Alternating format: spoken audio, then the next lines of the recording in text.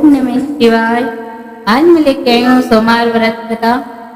एक समय की बात है कि एक गांव में बहुत ही धनवान साहूकार रहता था, जिसके घर में अन्न धन आदि किसी चीज की कमी नहीं, परंतु उसको एक दुख था उसका कि उसके कोई संतान न थी।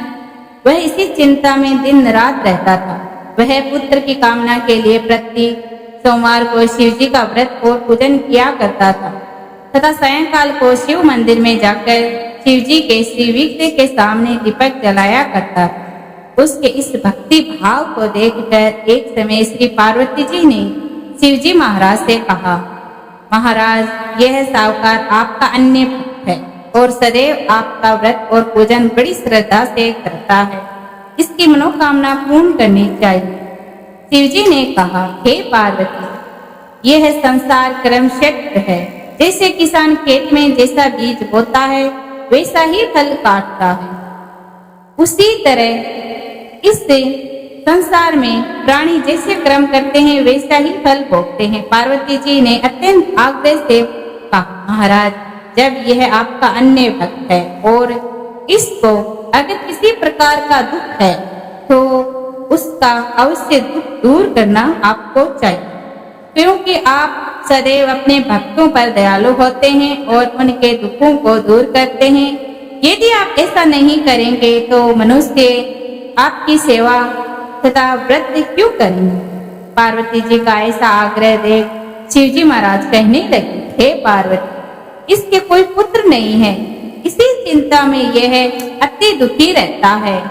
इसके भाग्य में पुत्र न होने पर भी मैं इसको पुत्र की प्राप्ति का वर देखता हूँ, परंतु यह पुत्र केवल 12 वर्ष तक ही जीवित रहेगा। इसके पश्चात वह मृत्यु को प्राप्त हो जाएगा। इससे अधिक मैं और कुछ नहीं कर सकता इसके लिए। यह सब बातें साहूकार सुन रहा था। इससे उसको न कुछ प्रसन्नता हुई और न ही कुछ दुख हुआ। वह पहले जैसे ही शिव जी महाराज का व्रत और पूजन किया करता था। कुछ काल व्यतीत हो जाने पर साहूकार की स्त्री गर्भवती हुई और 10वें महीने में उसके गर्भ से एक अति सुंदर पुत्र की प्राप्ति हुई। साहूकार के घर में बहुत खुशियां मनाई गई, परंतु साहूकार ने उसकी केवल 12 वर्ष की आयु जानकर कुछ अधिक प्रसन्नता प्रकट नहीं की और न ही किसी को भेद की बात बताई। जब वह बालक 11 वर्ष का हो गया तो उस बालक की माता ने उसके पिता से विवाह आदि के लिए कहा, तो वह साहूकार कहने लगा कि अभी मैं इसका विवाह नहीं करूंगा। अपने पुत्र को मैं काशी जी पढ़ने के लिए भेजूंगा। फिर साहूकार ने अपने साले अर्थात बालक के मामा को बुलाकर उसको बहुत सा धन देखकर कहा कि तुम इस बालक को काशी जी पढ़ने के लिए ले जाओ और रास्ते में जिस स्थान पर भी जाओ यज्ञ करते और ब्राह्मणों को भोजन कराते जाओ। वह दोनों मामा भांजा यज्ञ करते और ब्राह्मणों को भोजन कराते जा रहे थे। रास्ते में उनको एक शहर में रुकना पड़ा। उस शहर में राजा की कन्या का विवाह था और दूसरे जो राजा का लड़का जो विवाह कराने के लिए बारात लेकर आया था वह एक आंख से काना था। उसके पिता को इस बात की बड़ी चिंता थी कि कहीं वर को देखकर कन्या के माता पिता विवाह में किसी प्रकार की अड़चन पैदा न करते। इसी कारण जब उससे ने अति सुंदर शेख के लड़के को देखा तो उसने मन में विचार किया कि क्यों ना दरवाजे के सामने इस लड़के से वर का काम चलाया जाए। जैसा विचार करके वर के पिता ने उससे लड़के और मामा से बात की तो वे राजी हो गए। फिर उसने लड़के को वर के कपड़े पहनाए तथा घोड़े पर चढ़ाकर दरवाजे के सामने लाया गया।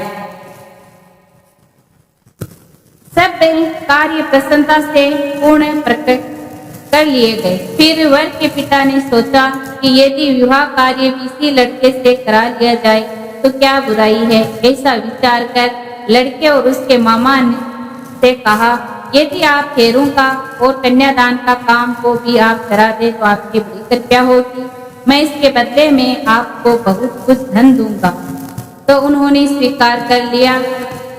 विवाह कार्य भी बहुत अच्छी तरह से संपन्न हो गया, परंतु जिस समय लड़का जाने लगा तो उसने राजकुमारी की चुनरी के पल्लू पर लिखा कि तेरा विवाह तो मेरे साथ हुआ है, परंतु जिस राजकुमार के साथ तुमको भेजा जाएगा वह एक आंख से काना है। मैं काशी पढ़ने के लिए जा रहा हूँ। लड़के के जाने के पश्चात राजकुमारी ने जब अपनी चुनरी पर ऐसा लिखा पाया तो उसने राजकुमार के साथ जाने से मना कर दिया और सभी ने लड़की की बात को स्वीकार कर लिया और बारात वापस चली गई।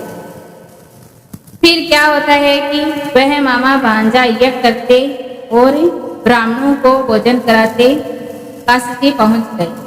वहां पर उन्होंने यज्ञ रचा रखा था और भांजा ने मामा से कहा कि मामा जी आज मेरी तबीयत बहुत खराब है। तब मामा ने कहा अंदर जाकर सो जाओ। तब वह अंदर जाकर सो गया।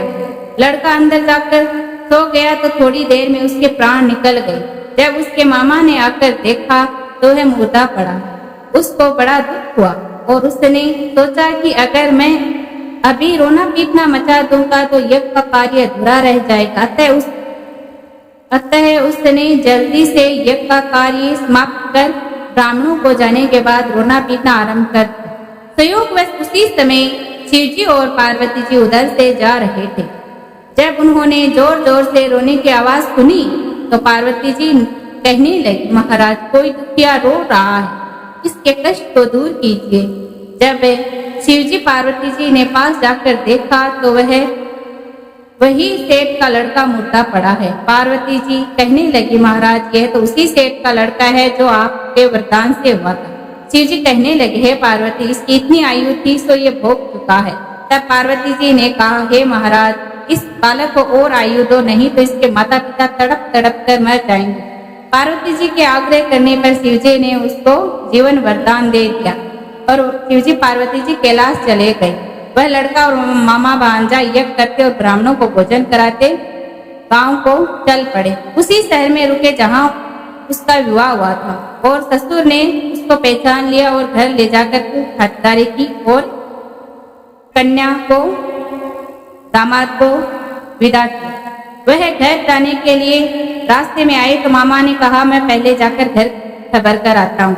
मामा अंदर जाकर समाचार दिया घर पर तो उसके माता पिता छत पर बैठे थे कि अगर हमारा पुत्र सकुशल लौट आया तो हम नीचे आ जाएंगे, अगर मरा हुआ आया तो हम नीचे गिरकर अपने प्राण दे देंगे, ऐसा उन्होंने सोच रखा था। मामा आकर सारी बात बताते हैं, लेकिन लड़के के माता पिता को उसकी बात पर विश्वास नहीं होता है तो मामा ने शपथ पूर्वक कहा, तब उन्होंने विश्वास किया।